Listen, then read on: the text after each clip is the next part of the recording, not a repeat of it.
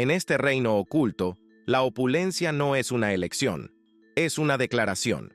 Hoy te llevaremos a través de los secretos mejor guardados de las mafias italianas, donde los funerales se celebran como eventos reales con pétalos de rosa cayendo desde helicópteros y los líderes criminales construyen imperios de miles de millones. Número 1.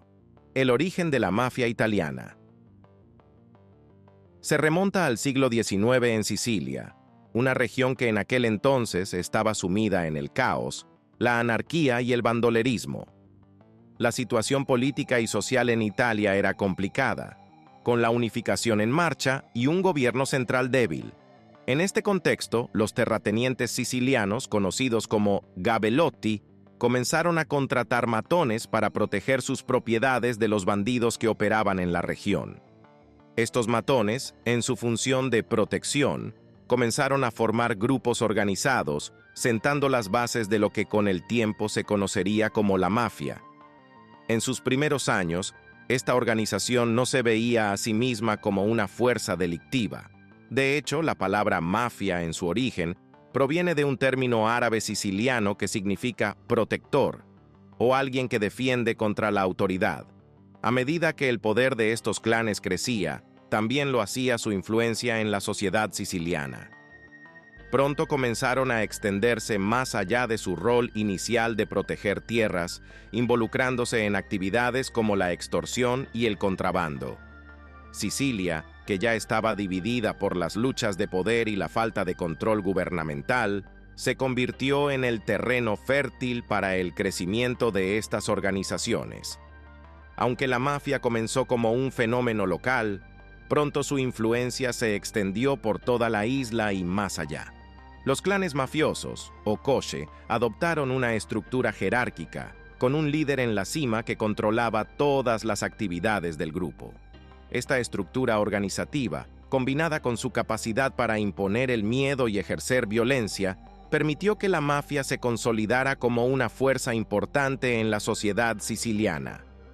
El uso del poder y la violencia se convirtió en una parte central de su identidad, y los primeros años de la mafia fueron caracterizados por el control que ejercían sobre la vida cotidiana en Sicilia. Número 2. El término mafia. Tiene una historia interesante y su significado ha evolucionado con el tiempo. En su origen, proviene del árabe siciliano y significaba algo cercano a protector o defensor contra la autoridad. Esta interpretación temprana estaba lejos de asociarse con la delincuencia organizada que conocemos hoy en día. La mafia no nació como una organización criminal, sino más bien como un grupo que se enfrentaba a las estructuras de poder que en ese momento eran ineficaces en Sicilia. En sus primeros años, se podía ver a estos grupos como una especie de protectores, pero esta percepción cambió con el tiempo a medida que adoptaban métodos violentos para imponer su autoridad. La palabra mafia comenzó a tomar connotaciones más siniestras a medida que estos grupos consolidaban su poder. Ya no se trataba solo de ofrecer protección a los terratenientes contra bandidos, sino que empezaron a controlar el territorio a través de la extorsión, el contrabando y la violencia. A pesar de que el término se fue asociando cada vez más con actividades delictivas, la mafia mantuvo la idea de protección, aunque ahora ofrecían protección contra las mismas amenazas que ellos creaban. Este cambio en la naturaleza de la mafia fue fundamental para su crecimiento y consolidación como una fuerza poderosa y temida en Sicilia. Número 3. El pizzo, el sistema de extorsión. Uno de los elementos más icónicos y centrales en el crecimiento de la mafia siciliana fue la implementación del pizzo, un sistema de extorsión que ofrecía protección a los negocios locales. Aunque a primera vista podría parecer una oferta de seguridad, en realidad era una amenaza velada. La mafia se encargaba de proteger a los dueños de negocios de peligros que ellos mismos creaban. Si los comerciantes no pagaban la cuota exigida, sus tiendas eran atacadas, dañadas o saqueadas, y la violencia se hacía presente en sus vidas. Esta práctica se convirtió en una de las principales fuentes de ingresos para la mafia, y su impacto se sintió durante generaciones. El pizzo funcionaba de manera simple, pero efectiva. Los miembros de la mafia se acercaban a los negocios locales, ofreciendo su servicio de protección. La tarifa variaba dependiendo del tamaño y la ubicación del negocio, pero el concepto era el mismo. Los dueños pagaban regularmente a la mafia para que no les ocurriera nada malo, o peor aún, para que no les atacaran directamente. El término pizzo proviene del dialecto siciliano, y su traducción más cercana sería picadura, en referencia a la mordida que la mafia exigía a cada negocio. Este sistema se convirtió en una piedra angular del modelo económico de la mafia, permitiéndoles generar ingresos constantes mientras mantenían el control sobre grandes áreas. La influencia de la mafia en las comunidades sicilianas fue tal que el pizzo se extendió a casi todos los sectores de la economía local, desde pequeños comercios hasta grandes industrias. Ningún negocio estaba exento de pagar su parte. Esta extorsión sistemática no solo debilitaba la economía local, sino que también fortalecía el poder de la mafia al sembrar miedo y dependencia entre los empresarios y ciudadanos. Número 4. Relación con el gobierno y la iglesia. A lo largo de su historia, la mafia siciliana ha logrado establecer vínculos cercanos y profundos con algunas de las instituciones más poderosas de Italia, el gobierno y la Iglesia Católica. Este tipo de relaciones fueron fundamentales para la expansión y consolidación del poder mafioso, ya que le proporcionaron legitimidad y una mayor capacidad para operar sin ser cuestionada. En los primeros años, cuando la mafia se desarrollaba, el caos y la ineficacia del gobierno italiano tras la unificación permitieron que la mafia se convirtiera en una especie de autoridad alternativa en algunas regiones, particularmente en Sicilia. Durante ese periodo, la mafia ofrecía protección y seguridad, y el gobierno, débil y fragmentado, aceptaba su ayuda para mantener el orden. La relación entre ambos era de conveniencia. Las autoridades locales se apoyaban en la mafia para controlar a los bandidos y restablecer una apariencia de paz, mientras la mafia obtenía reconocimiento y autoridad. Este vínculo con el gobierno fue clave para que la mafia extendiera su red de influencia, y a menudo las líneas entre la legalidad y la criminalidad se volvían borrosas. La Iglesia Católica tampoco fue inmune a la influencia de la mafia.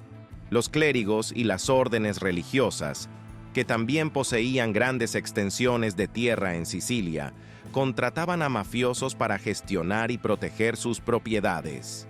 A cambio, la mafia utilizaba su creciente poder para controlar a los campesinos y asegurarse de que las tierras fueran administradas de manera rentable. Esto consolidó aún más la imagen de la mafia como una entidad que estaba profundamente arraigada en la estructura social y económica de la región. Número 5. Control de operaciones agrícolas y mercado de limones. En los primeros años de la mafia, uno de los pilares de su éxito económico fue el control de las operaciones agrícolas, en particular el lucrativo mercado de los limones en Sicilia.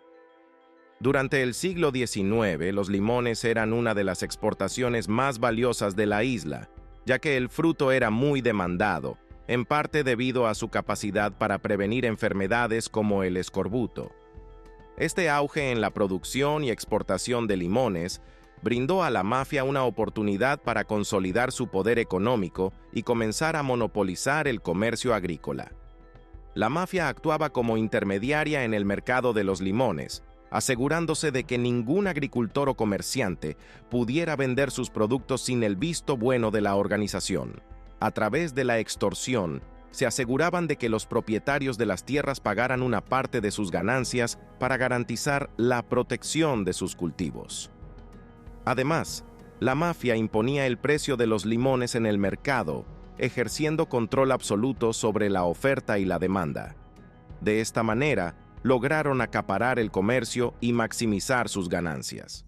El control del mercado de limones no solo le proporcionó a la mafia grandes ingresos, sino que también le otorgó una gran influencia en la economía local. Los limoneros de Sicilia sabiendo que sus cosechas estaban a merced de la mafia, se veían forzados a cooperar para evitar represalias. En algunos casos, la mafia también utilizaba tácticas violentas para eliminar a la competencia, destruyendo cultivos o intimidando a aquellos que se negaban a someterse a su control. Número 6. Enfrentamiento con Mussolini. Durante la década de 1920, la mafia en Sicilia se enfrentó a un enemigo inesperado: el dictador fascista Benito Mussolini. Al ascender al poder, Mussolini intentó consolidar su control en toda Italia y una de sus prioridades fue erradicar la mafia, a la que veía como una amenaza a su autoridad. Su régimen autoritario no toleraba ninguna forma de poder fuera del Estado, y la influencia de la mafia en Sicilia representaba precisamente ese desafío. La mafia había controlado gran parte de la vida social y económica de la isla, actuando como una autoridad paralela al gobierno, pero eso estaba a punto de cambiar. Mussolini designó a Cesare Mori, conocido como el Prefecto de Hierro, para liderar una campaña agresiva contra la mafia. Mori había sido un luchador contra el crimen organizado y fue escogido por su dureza y disposición a utilizar métodos extremos para lograr sus objetivos. Bajo su liderazgo, se emprendieron redadas masivas en pueblos y aldeas sicilianas. En muchas ocasiones, Mori ordenó cercar aldeas completas, llevando a cabo arrestos en masa para capturar a mafiosos y sus cómplices. Este enfoque de mano dura parecía estar funcionando en un principio. Cientos de mafiosos fueron arrestados y encarcelados, y la mafia, que durante décadas había actuado con relativa impunidad, se encontró bajo una presión sin precedentes. Mori utilizó tácticas de intimidación, incluso contra las familias de los mafiosos, para obligarlos a confesar o delatar a sus compañeros. En algunos casos, estas redadas se convirtieron en auténticas batallas, con enfrentamientos armados entre las fuerzas de Mori y los miembros de la mafia. Número 7. Cosa Nostra. La mafia más antigua de Italia. Es reconocida como la mafia más antigua y emblemática de Italia. Nacida en Sicilia durante el siglo XIX, esta organización fue la primera en establecer una estructura formal de poder dentro del crimen organizado. Su influencia ha trascendido fronteras, y a pesar de los esfuerzos del gobierno y la policía para desmantelarla, la Cosa Nostra sigue siendo una de las mafias más temidas y conocidas en todo el mundo. Aunque su poder ha disminuido en las últimas décadas, su legado es profundo, tanto en la cultura como en la historia criminal de Italia. La estructura jerárquica de la Cosa Nostra es uno de los aspectos que la distingue de otras organizaciones criminales. En su núcleo se encuentra el capo, el jefe del clan, quien toma todas las decisiones clave. Por debajo del capo hay una serie de niveles que incluyen a los soldados, encargados de ejecutar las órdenes, y los consejeros, que ayudan a organizar las actividades delictivas. Esta organización rígida permitió a la Cosa Nostra mantener el control y la disciplina interna, incluso cuando enfrentaba desafíos externos, como la represión del gobierno o la competencia de otras mafias. Una de las actividades más lucrativas de la Cosa Nostra ha sido el tráfico de drogas. Desde mediados del siglo XX, la mafia siciliana desempeñó un papel crucial en el tráfico de heroína desde Turquía hacia los Estados Unidos, utilizando Sicilia como un punto de tránsito. La venta de drogas generó miles de millones de dólares para la Cosa Nostra, lo que les permitió expandir su influencia globalmente. A pesar de las intensas operaciones policiales y judiciales, el control de la mafia sobre el narcotráfico sigue siendo significativo, aunque otras organizaciones, como la 'Ndrangheta, han comenzado a desafiar su supremacía en este campo. Número 8. La Camorra, la mafia de Nápoles. Es una de las organizaciones mafiosas más antiguas de Italia, aunque su estructura es mucho menos centralizada que la de la Cosa Nostra. A diferencia de la estricta jerarquía siciliana, la camorra se organiza en numerosas bandas o clanes independientes que operan bajo un gran paraguas común, pero con una considerable autonomía. Este modelo descentralizado les permite ser más flexibles y adaptarse rápidamente a los cambios en el entorno social y económico. Aunque menos unificada que otras mafias, la camorra ha demostrado ser increíblemente lucrativa y peligrosa. El origen de la camorra se remonta al siglo XIX, cuando pequeñas bandas de criminales comenzaron a dominar las calles de Nápoles. Con el tiempo, estas bandas se consolidaron en un sistema más formal de control y extorsión, similar al de la Cosa Nostra en Sicilia.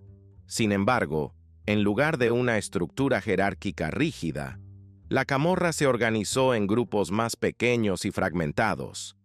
Esto ha llevado a una mayor rivalidad entre los clanes y una frecuencia de conflictos internos, pero también les ha permitido mantener una presencia dominante en la región napolitana. Una de las principales actividades de la camorra es el contrabando, especialmente de drogas y productos falsificados. En particular, Nápoles se ha convertido en un importante centro de producción y distribución de mercancías falsificadas, desde ropa de marca hasta tecnología de consumo. El control que la camorra ejerce sobre este lucrativo mercado ha generado miles de millones de dólares en ingresos anuales y ha permitido que los clanes camorristas extiendan su influencia fuera de Italia hacia Europa y más allá. En algunos casos, incluso han desafiado a gigantes de la distribución como Amazon en ciertas zonas debido a su control del comercio ilegal. Número 9. La 'Ndrangheta, el nuevo jefe del crimen originaria de Calabria. Es hoy en día la mafia más poderosa de Italia y una de las organizaciones criminales más influyentes a nivel mundial.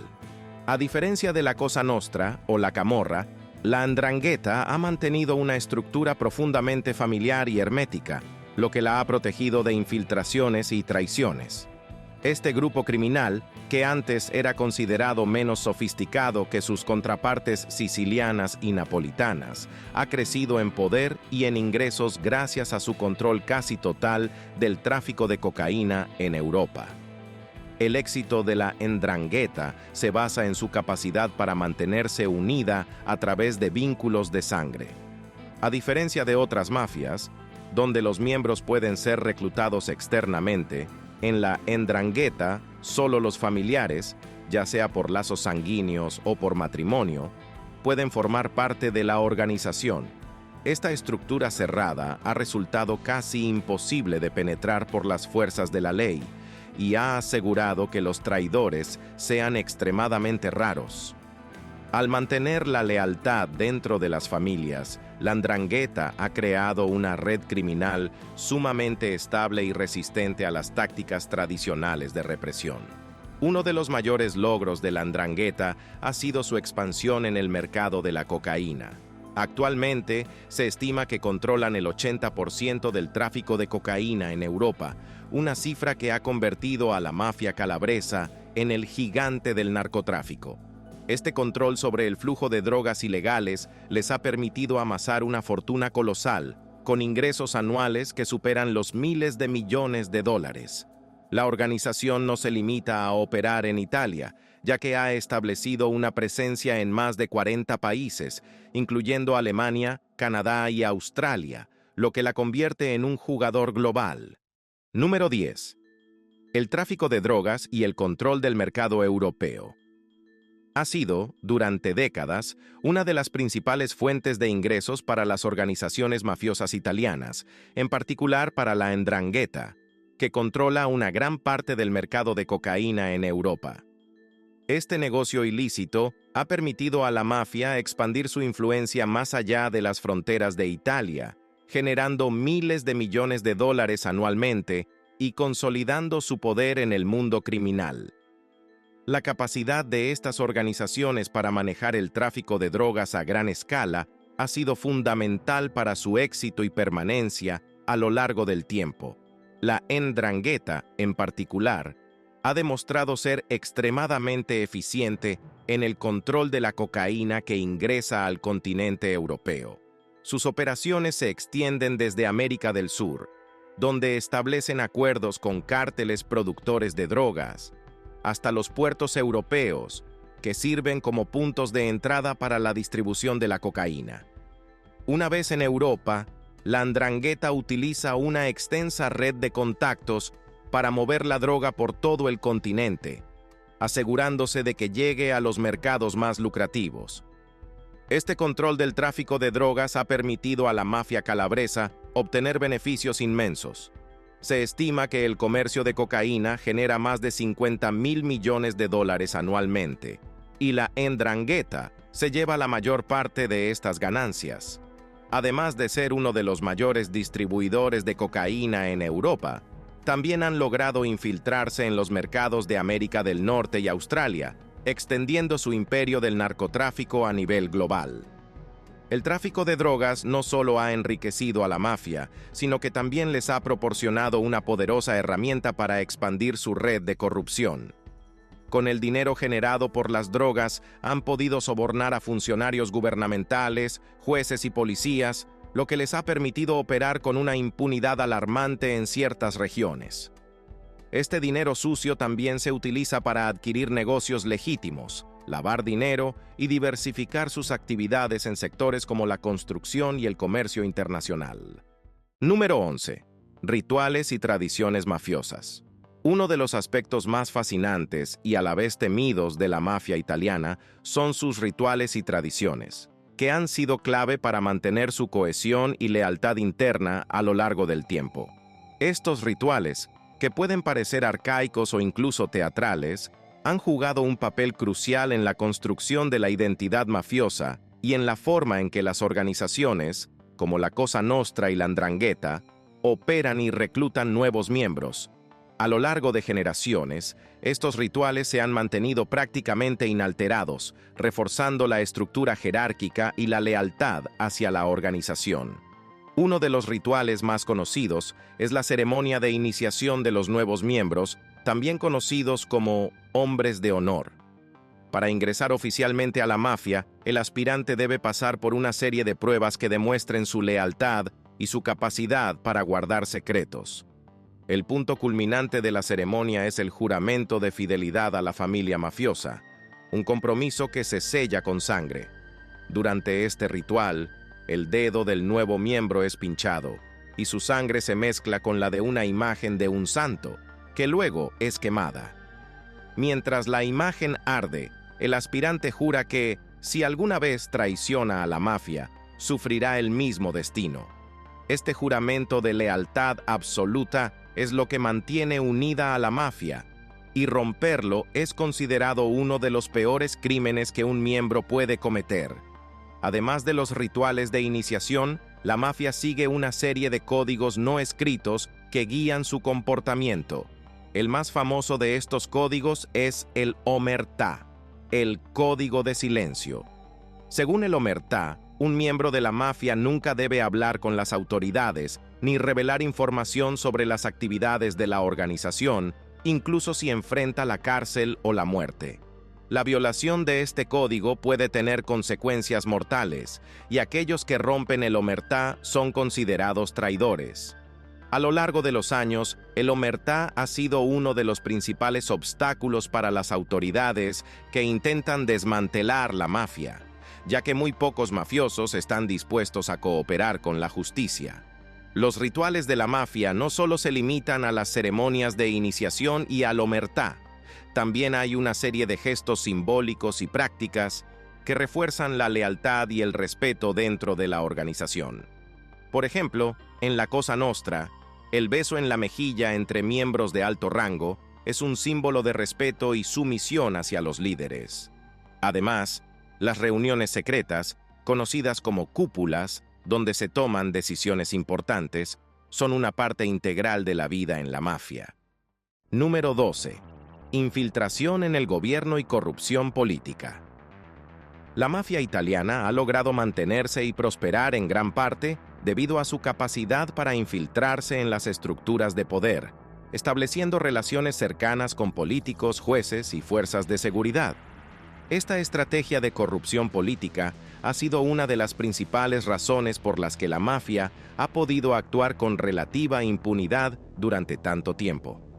Desde sus inicios, la mafia ha comprendido que el control de las instituciones oficiales no solo les daría poder, sino también la posibilidad de proteger sus actividades ilegales de cualquier intervención externa. Una de las tácticas más efectivas de la mafia ha sido la corrupción de funcionarios públicos clave. A través del soborno, la intimidación o incluso el chantaje, la mafia ha logrado colocar a sus aliados en puestos gubernamentales estratégicos. Estos aliados, una vez en el poder, aseguran que las investigaciones policiales se vean obstaculizadas, que los procesos judiciales se retrasen o que los cargos criminales sean desestimados. Este nivel de control político ha permitido que muchas operaciones de la mafia se mantuvieran fuera del radar durante años y ha dificultado enormemente los esfuerzos de las autoridades para desmantelar estas organizaciones. Un caso notorio de la conexión entre la mafia y la política en Italia es el del ex primer ministro Silvio Berlusconi, quien ha enfrentado múltiples acusaciones de vínculos con la mafia, especialmente con la Cosa Nostra. Aunque Berlusconi ha negado en repetidas ocasiones cualquier implicación, su colaborador cercano, Marcello Dell'Utri, fue condenado por actuar como intermediario entre Berlusconi y la mafia siciliana.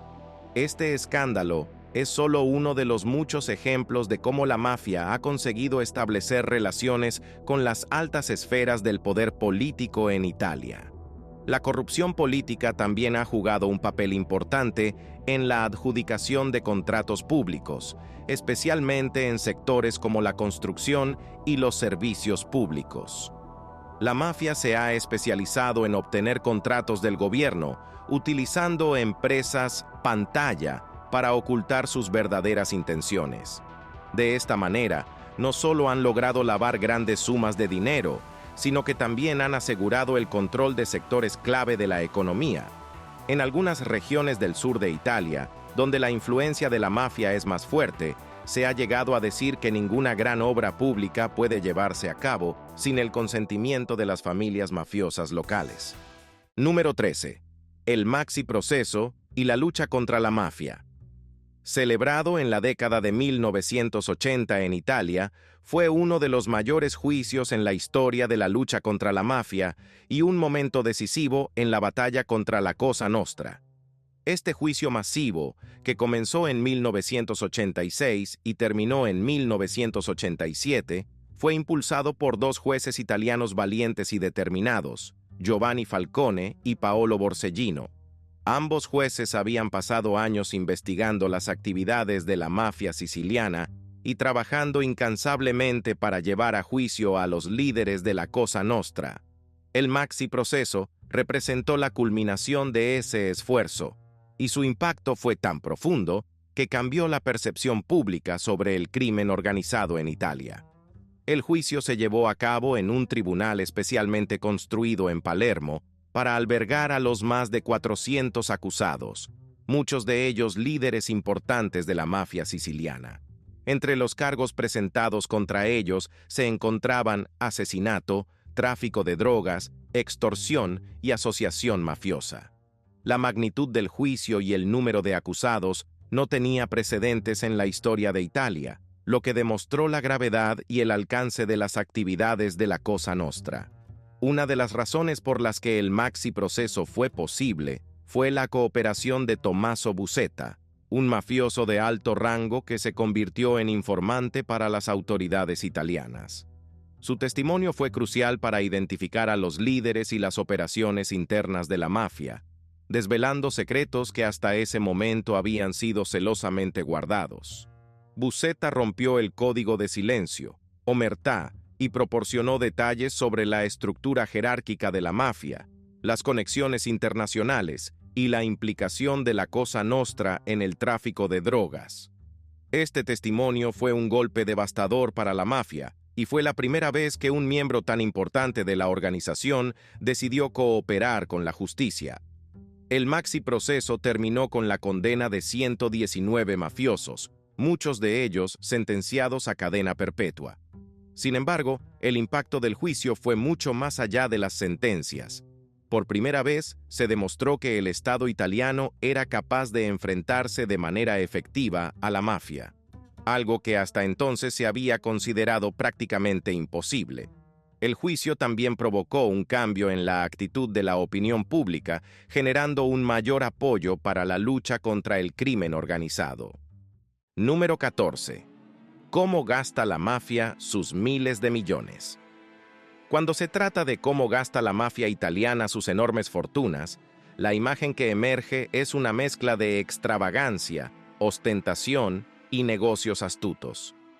Aunque gran parte de su riqueza se deriva de actividades ilegales, como el tráfico de drogas, la extorsión y el lavado de dinero, una vez que estos ingresos llegan a los líderes mafiosos, suelen utilizarse tanto para mantener su estilo de vida lujoso, como para asegurar su poder y expandir su influencia.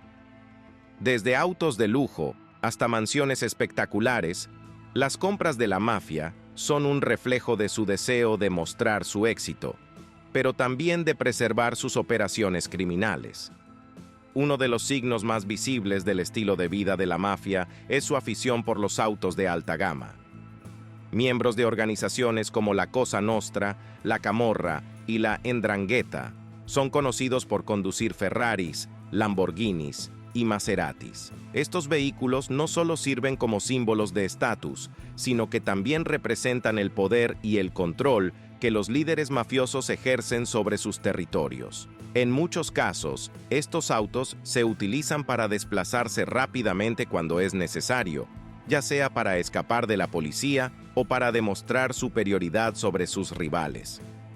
Sin embargo, los autos no son el único símbolo de riqueza que atrae a los mafiosos. Las propiedades lujosas, como villas y mansiones en zonas exclusivas, son otra de las formas en las que los jefes de la mafia muestran su poder. Estas residencias no son simples casas, sino verdaderas fortalezas. A menudo incluyen múltiples pisos, piscinas, gimnasios privados y, en algunos casos, incluso búnkeres subterráneos para ocultarse en tiempos de crisis.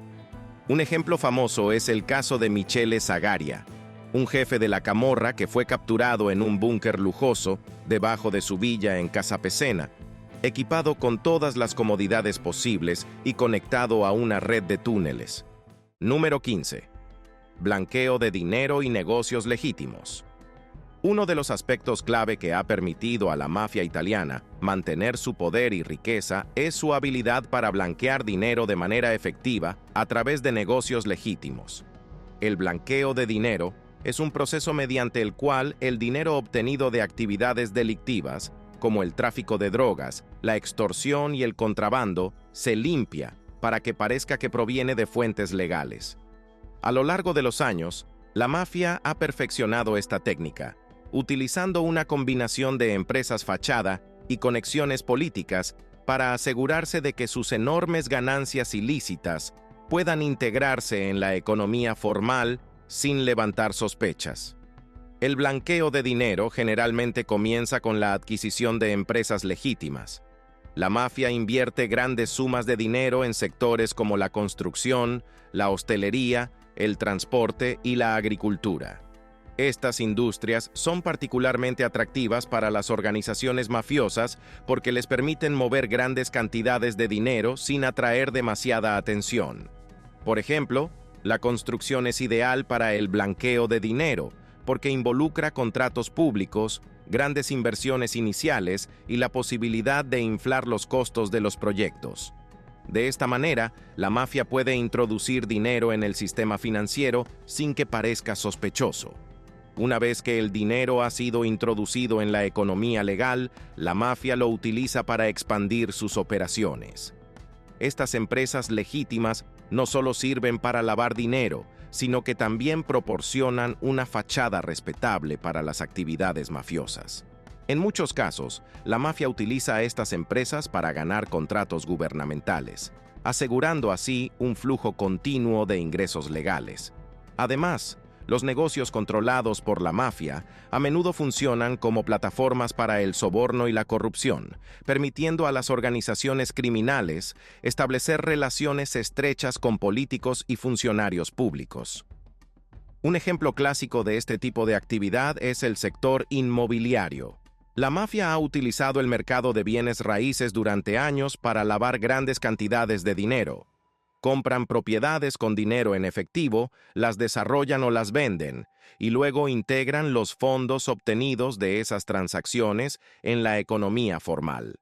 Esto no solo les permite blanquear dinero, sino que también les proporciona activos tangibles que pueden utilizar como garantías en otras actividades delictivas.